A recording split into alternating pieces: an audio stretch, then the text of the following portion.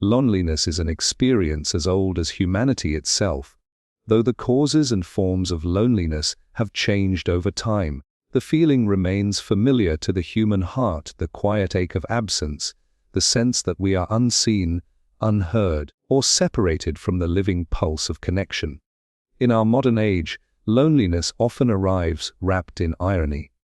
We are more connected than ever, scrolling through endless feeds, sending messages, joining virtual communities, yet somehow the spaces inside us feel empty. The ancient antidote to loneliness is not found in social media, nor in frantic activity. It is not solved by filling every moment with noise or by seeking validation through others. It lies in a deeper understanding, a practice of the mind and heart cultivated for centuries by philosophers, mystics, and thinkers who understood that the truest form of companionship begins within. To comprehend this antidote, we must first understand what loneliness really is. It is not merely being alone. A person may live in isolation and feel no loneliness because they are in harmony with themselves. Likewise, someone surrounded by people may feel profound loneliness because they are disconnected from both themselves and the essence of life around them. The ancients understood this distinction clearly. Socrates spoke of the importance of knowing oneself, of cultivating a relationship with one's own mind and soul, suggesting that understanding oneself is the foundation upon which all other relationships rest. Lao Tzu, in the Taoist tradition, emphasized the value of being in tune with the natural flow of life, even when physically alone, understanding that true solitude is not emptiness, but communion with the larger rhythms of existence. Loneliness often arises when we mistake quantity for quality in our relationships. Modern culture bombards us with the idea that more friends, more followers, more connections equals fulfillment. Yet the ancients remind us that the heart does not measure happiness in numbers. Aristotle, in his reflections on friendship, argued that there are different levels of companionship, and the deepest forms are not based on utility or pleasure alone but on shared virtue and understanding. Such companionship transcends physical proximity. Even when apart, minds aligned in thought, hearts aligned in values, can sustain a profound connection that fills the space loneliness threatens to occupy. The antidote, therefore, begins with seeking depth over breadth, turning from external validation to the cultivation of meaningful relationships, both with others and within oneself. Another vital aspect of this ancient antidote is acceptance. Loneliness, when approached with awareness, can serve as a teacher rather than a tormentor. The Stoics recognized that certain experiences, including feelings of isolation, are beyond our control. What is within our power is the attitude we bring to these experiences. Marcus Aurelius, writing amidst the pressures of empire, reminded himself that the world contains countless circumstances outside his control, yet the mind can remain sovereign by choosing how it responds. Loneliness, then, is not merely an obstacle, but an opportunity, a chance to explore our inner life, to understand our values, to cultivate strength of character. Instead of resisting, one can acknowledge the feeling, observe its presence, and allow it to inform rather than define us. The practice of stillness is intimately connected to this antidote. Loneliness often magnifies the mind's chatter, amplifying fears, regrets, and imagined inadequacies. The ancients countered this by creating spaces of quiet reflection, where the mind could settle and clarity could emerge. Buddhist monks developed meditation as a tool not only for spiritual growth, but for cultivating presence, for learning to rest in the awareness of self without clinging or aversion. The Taoists walked in nature, allowing their minds to merge with the natural order. Silence and solitude, when embraced intentionally, transform loneliness from an emptiness into a fertile ground for insight. They teach us that the most reliable companion is the self that has been known, understood, and accepted. Philosophers also pointed to purpose as an essential antidote. Loneliness intensifies when life feels meaningless or disconnected from the larger narrative of existence.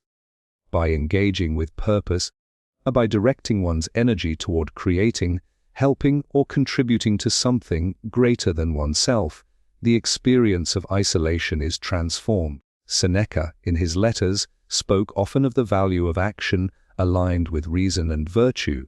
The act of living meaningfully, of serving others, of striving toward worthy goals, creates an inner life so rich that solitude no longer feels like deprivation. Purpose fills the gaps that loneliness would otherwise exploit, providing structure, direction, and a sense of belonging that does not rely solely on the presence of others. Community, understood in the ancient sense, is another vital piece of the puzzle.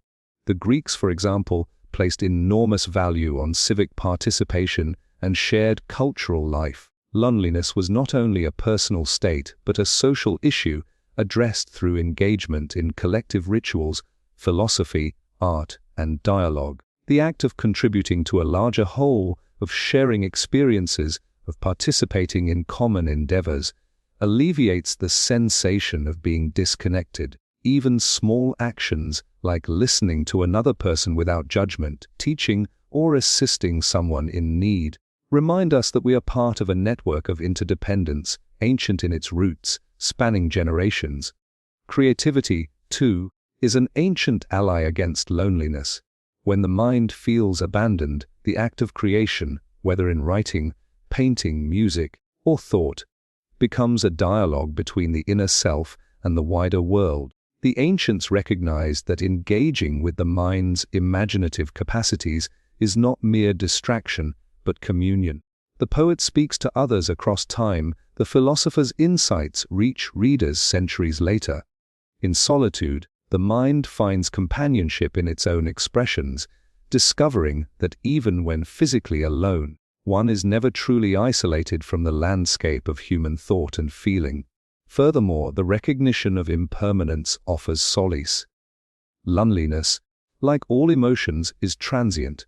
The Buddha emphasized that all phenomena arise, change, and pass away. By observing loneliness as part of the natural ebb and flow of experience, we cultivate patience and resilience. We learn that just as joy and connection appear, so too do periods of separation and quiet. Embracing the impermanent nature of loneliness reduces the urgency of fleeing from it and allows a more compassionate engagement with ourselves and our circumstances. The ancient Antidote also involves the cultivation of compassion, both inward and outward. Loneliness often sharpens awareness of personal limitations and vulnerabilities. By responding with gentleness toward oneself, we prevent the spiral of self-criticism that intensifies isolation. At the same time, turning outward in acts of kindness, small gestures of care, attention, or service, establishes bonds that reach beyond the self. The ancients understood that compassion is a bridge. It connects hearts, softens boundaries, and transforms solitude into a space where empathy can grow. In this way, loneliness becomes a catalyst for both self-understanding and social harmony. Reflection and journaling, too, have ancient precedents as tools to combat isolation. Stoics wrote letters to themselves, creating dialogues in writing that clarified thought, reduced emotional turmoil, and provided a sense of guidance. In Eastern traditions, meditative writing or reflection allowed for insight and the organization of thought, turning internal solitude into a conversation with wisdom itself. By giving form to feelings, by observing them as phenomena rather than threats, we convert loneliness from a state of passive suffering into active engagement with the self. The physical body, long ignored in considerations of loneliness, also plays a role. The ancients often connected mind and body in practices that harmonized both. Yoga, Tai Chi, and mindful movement are traditions that address loneliness not only psychologically but somatically. Awareness of the body, conscious breath, and deliberate posture anchor the mind, create a sense of presence, and diminish the alienation that can accompany disembodied thought. Loneliness, Experienced fully reminds us of our humanity. By inhabiting the body with intention, we transform the perception of emptiness into grounded awareness. Spiritual traditions also contribute to this ancient toolkit. Many saw loneliness as an invitation to a deeper relationship with something beyond oneself. Whether understood as God, the Tao, universal consciousness, or the interconnected web of life, this perspective places the individual within a vast context that alleviates the perception of isolation. Prayer, contemplation, ritual, and observance are tools that connect the self to the eternal, reminding the mind that it is not adrift, but anchored within a cosmos of significance. Finally, humor and perspective serve as gentle companions in this antidote. Even the wisest thinkers recognized the folly of human preoccupations. Marcus Aurelius frequently reminded himself of the absurdity of petty irritations, suggesting that by stepping back, one could view life's trials with a lighter heart. Laughter, storytelling, and a recognition of the impermanent, often comical, nature of human struggles soften the sting of isolation. They remind us that we are part of a shared human experience, that everyone carries burdens, and that the world continues in ways both tragic and humorous beyond our personal dramas.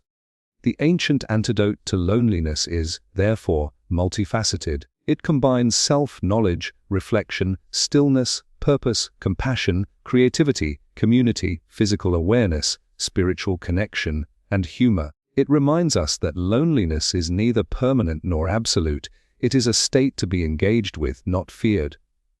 The sages, philosophers, and mystics understood that human life is a tapestry of connection and separation, activity and rest, joy and sorrow. In learning from them, we see that our inner landscape can become a source of companionship, our reflections a bridge to others, our actions a means of establishing connection even when physical presence is impossible. To practice this antidote, begin by embracing solitude without resistance.